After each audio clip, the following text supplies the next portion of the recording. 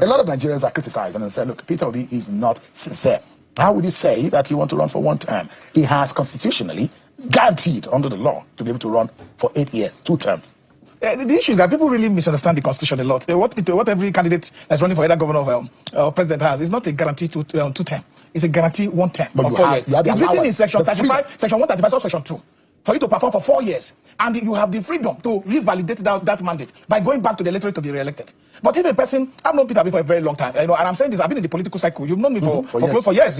I've been IPAC secretary, IPAC chairman, a lot of other things. I'm not doing this politics now because I want to, be somewhere or just get salary or just participate in the government. No, I would have had this opportunity long time ago. We are looking at how to save this country. Peter Obi is somebody that has conquered greed, is moral and politically upright and disciplined, very disciplined. How I wish many Nigerians could just be used as people who go to him so that they can get mentored. This is wonder shall never end. Yes, 2027 presidential election no one reach. Every year they hot. You understand? So the way they see this election, you go out and I don't feel like I want me to listen to this man with the call Peter Ameh. You understand? I'm not hear what he talk. You understand? This man speak the mind of the people. You understand? Of so many Nigerians. You understand? So he said that Peter Obi has the conquered greed. You understand? And he also said that in his conversation. He said that Nigeria should go to him for mentorship. You understand? You understand? Not be only Nigeria, all those politicians, may they go meet and maybe Peter be mentor them. You understand? May they teach how to run politics. You understand? So I don't mind talk too much. I'm not going to listen to the man here with this man talk. So after watching this video, also drop your thoughts on the comment section. I agree with the for Sugar Boy. Thank you, brother. A lot of Nigerians are criticized and say, look, Peter Obi is not sincere. How would you say that you want to run for one term? He has constitutionally guaranteed under the law to be able to run for 8 years, 2 terms. The issue is that people really misunderstand the constitution a lot. What every candidate that's running for either governor or president has is not a guarantee to 2 term. It's a guarantee 1 term or 4 years. It's written in section 35, section 135, section 2. For you to perform for 4 years, and you have the freedom to revalidate that mandate by going back to the electorate to be re-elected. But if a person, I've known Peter Obi for a very long time, and I'm saying this, I've been in the political cycle. You've known me for close for years. I've been IPAC secretary, IPAC chairman, a lot of other things. I'm not doing this politics now because I want to, be somewhere or just get salary or just participate in the government. No, I would have had this opportunity long time ago. We are looking at how to save this country. Peter Obi is somebody that has conquered greed, is moral and politically upright and disciplined, very disciplined. How I wish many Nigerians could just be used as people who go to him so that they can get mentored. Because let me tell you, the level of where he's pushing this 1 term is sacrosanct. It's not something that has been done in the bedroom. Peter Obi will not want to lose his integrity or want to lose his public, acceptance and appeal by just saying something, goes to the Twitter and saying it, go to television, say it on your channels. These are clear statements that he's committed to participating in governance by doing the right thing. What is 4 years? 4 years is a lot of years. If you have the leader that is compassionate and committed, that sits every day, that can have the energy to go through the papers and go through the books, 4 years is a lot of years. Go and look at what is happening in Argentina. Go and look at what is doing in Argentina. Inflation has dropped drastically. The GDP has increased. The people are having the unemployment rate is working. It's just 2 years in Argentina. It took only 2 years for President Bola Ahmed Tinubu to bring us to this level of leadership. So poor leadership. So we need to be able to understand one thing, that 2 years is a lot of years to strengthen our institutional framework, to put up our discipline when it comes to fiscal responsibility and how we manage our resources. The most important thing you see in our government is that there's so much waste in governance and we don't prioritize our spending. So these are the character that Peter Obi has, that if he brings on board, he will be able to re-engineer how governance is operated in this country. And it's clear. Let's not drag this issue of one person saying 4 years. 365 days times 4 is enough to do a lot of sincerity in it. We've seen situations where politicians go with one statement, and at the end of the day, they have the right to change their minds, and they say, the people have prevailed on me. That's what I said. That's what I want. But what will I do when people say, no, that you must change your mind? You have to listen to the people. We've heard that over and over again. This country is very diverse. Power is not domiciled in one zone.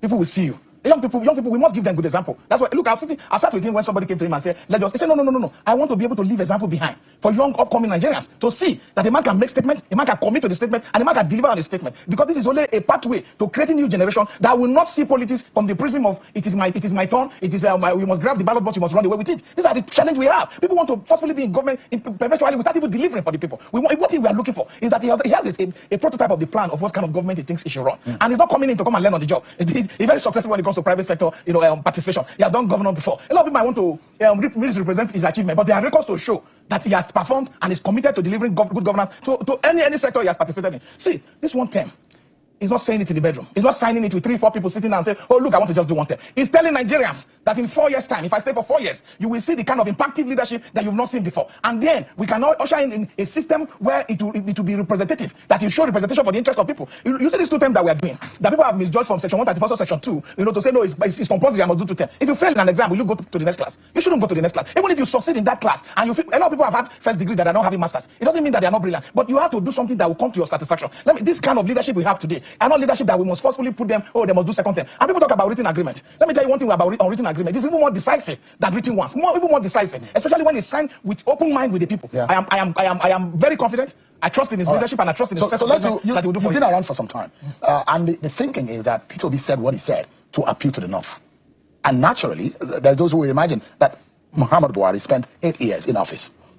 Bola Tinubu has spent 4 years, and the competition is against Bola Tinubu because naturally Bola Tinubu will get the ticket of the APC and will want to conclude a second term, making it 8 years. So you would have had a North for 8 years and the South 8 years. So Peter Obi will imagine that to pacify the North, if he says he wants to do 2 terms, it would have meant that Bola Tinubu, if he wins, Bola Tinubu will have done 4 years. If Peter Obi wins and does 8 years, it will be 12 straight years of the South, which will be seen as imbalance and injustice because of the unwritten arrangement of the power balance. Now, and that's why I will take you back to how Peter Obi got his vote. Peter Obi got his vote, and there are those who will say the Christian not in the North Central, in the Taraba, Benue, Nasarawa, Kogi, Kwara, they were the ones who stood for Peter Obi.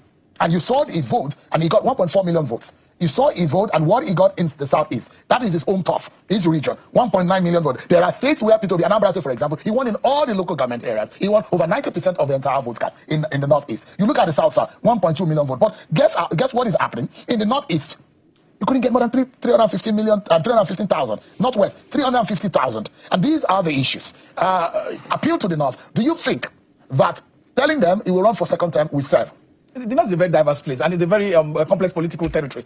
For me, I don't think the North is as difficult as people want to make people to believe. And people talk about this vote. I really don't rely on this data. Why? Because there are other public data that does not tally with the data announced by any. But let's leave that as it may be. But the fact is that the northern Nigeria that you see today, where comprising from Kaduna, Kano, Sokoto, and all that, his performance was very clear. Very clear. Even in Plateau, you saw what he did in Plateau. What we are saying is that we want an election that is free, that is fair, that is credible. There are a lot of irregularities that is still hanging on the hierarchy today. That if you put them together, you will know that you will sympathize that these votes were totally stolen at the day. Look, there are reports. Have you seen the Premium Times report? Have you seen the BBC report on how elections were stolen? Votes were stolen from Mr. Peter Obi. So at the end of the day, let's not talk about the North as if the North does not understand. The North is even more politically understanding than any other region of this country. Peter Obi has made an emphatic statement. He has made a public declaration that I want to just do one time so that I don't dig the balance of our arrangement. So the question is that based on the figure and the appeal Peter Obi has, do you think that the North will be willing to concede, or are they listening to Peter Obi? Are they going to be pleased? I see them listening. The votes are in the North, no party today, Northwest and in the Northeast. There's no party today. No, there's no party today that is discussing about who's in the opposition, that who should run for the presidency, that Peter Obi is not topping the list. Even with survey, you can go and do your own private survey and consult it. See, the clear point today, everybody know, when it comes to public discussion today, Peter Obi has taken over and is in charge of the dynamics leading to 2027 election. It pains me today that we talk about North, we talk about South. In the last election, 44.5% was what Peter Obi got in the South, and he got 15.2% in the North. You are showing Kwankwaso result today. Kwankwaso got 1.something million in the entire country. They're not discussing that. It's not about the fact that somebody's from Southeast, somebody's from Northeast. We should be looking at compassion. We should be looking at the capacity to have, character, to be disciplined enough to manage our public resources. Because you can't have a situation where our public resources are misaligned, they are misallocated, and they are not directed to priority areas that would have helped the masses to grow. And that is his agenda. The agenda to come, to look at the resources that is available. You can't take decisions, remove fuel subsidy. You do rebasing of the public data we have about our economy, and yet you are not taking mitigating decisions that will help our economy to help the masses to grow. I'm doing political numbers tonight, and I'm putting those figures because those were the election figures, and I'm doing a bit of the breakdown. Let me show you what Bola Tinubu got, and I wish that we could put those figures side by side. In the same North Central, where Peter Obi got about 1.6 million votes right now, Peter Obi got, in the North Central, he got 1.4. But in the North Central, Tinubu matched him with more figures. Tinubu got 1.7 million votes in the North Central. And you look at it, where Peter Obi couldn't be able to stand up more than 300,000 votes, Tinubu got, in the Northwest, 2.6 million votes. In the Northeast, where Peter Obi got 300,000 votes, Tinubu got 1.185 million votes. But Tinubu was roundly defeated, beaten in Peter Obi's domain of Southeast. Tinubu got a poultry 127,000. That means he's very unpopular in the Southeast, although he has governors who are currently holding some stake in the South. But even at that, Tinubu and the APC were roundly defeated in the Southeast. So you look at this figure. And in the Southwest, where Peter Obi also got a lot of figure, Tinubu, that is Tinubu's domain. That is the second highest vote by region, geopolitical zone, that Tinubu got 2.279 million votes. That's what Tinubu. If you look at all of this, you will see that Tinubu is more acceptable in the Southwest, more acceptable in the Northwest, and more acceptable in the North Central. And these are three critical regions where the votes emerge from. If you look at the 10 top states where the votes come from, you find them in these three regions. Let me tell you one very clear fact. The 2023 election, there were dynamics that determined this course. Votes that came out from the Northeast and from the Northwest especially. Those confidence, those understanding are no longer there. The vote that came from the Northwest wasn't really coming because Tinubu was the one on the ballot. There were decisions. There were clear decisions within the Northwest, reason why APC should have that vote. But I'm telling you, those decisions are no longer there. That's why you're hearing that the North is not happy with Tinubu. Tinubu has neglected the North. You can't use this data to now be able to judge what will happen in 2027. Because I'm telling you, there's a distinctive difference between what will happen in 2027 and what happened in 2023. Today, as we speak, more people are more enlightened, more people have come to the realization. You know, when you are contesting an election and you are contesting as somebody who is in office, he must come with his scorecard. It is his record of performance that determines how much vote he's going to get. The people have had a chance to govern for the past 2 years. What are the records? What is the level of human developmental index in this country today? You know, the data you have data in the public that does not reflect performance for the benefit of people. The masses are suffering. The economy is stagnating. So these are the challenges Tinubu will have going to the next election. So Tinubu, you are of the opinion that Tinubu has been rejected by the North? By the Nigerian masses. It's not just about the North. So these figures are not stand. Even when he lost in FCT, with all full scale. And he lost in Lagos too. Yes, in full scale. So, and that has not changed because he hasn't done anything. Although it was a marginal loss to Peter Obi, with just a few thousand. I want to rely on the data because it's public about public and those data. But what we're saying is won in Lagos. He won in FCT. Going to the next election is not going to be the same thing. And that's why you find out that the struggle to try to give appointment, try to change things, try to see whether you can catch up. You can say even the chief of staff is holding meeting with Northern House of Rep who served with him and say, please allow him to go a second time. Don't remove him. Because they know Do you think that the people are not happy. Has Peter Obi made more inroads in the North because he did badly in the North? I'm from the Northern Nigeria, don't forget. You maybe you see me because I speak Yoruba. You think I'm from Ogun State. I'm from Northern Nigeria. And we know as we speak today that the current available decisions of our people favors Peter Obi. You can decide to see anything. But I know what happened in the North Central. I know what happened in some part of the Northeast. You can see that Bauchi, people weren't even allowed to vote. The videos are in public. So we're going to now challenge this other all the illegal processes that was deployed in 2023 to undermine our voters, to undermine the outcome of the election. And we're going to now put up mechanisms in place that will be able to defend properly the popularity that Peter Obi has gotten and the acceptance that Peter Obi has. Is Peter Obi going to the PDP? No, the issue about PDP, the issue about ADC and LP is about issue about people, parties looking for a credible candidate that can deliver the election for them in 2027. So when PDP is actually cutting Peter Obi? Yes, of course, it's open. It's not a hidden secret. This is an open secret. But we hear that Jonathan also is interested in PDP. It is Jonathan fundamental right to run. But you know today, what is there, the person that has the momentum, the person that has the public appeal, the person that people feel will be able to cut down the cost of government. What we have today is a bogus, unnecessary expenditure that government is going into that does not help our people. You can't be buying private jet for 150 billion where we have extra 8 of it. You cannot be buying kitchen utensils. You can't be buying Cadillac for yourself. You cannot try to be buying all sorts of things that expand the cost of governance.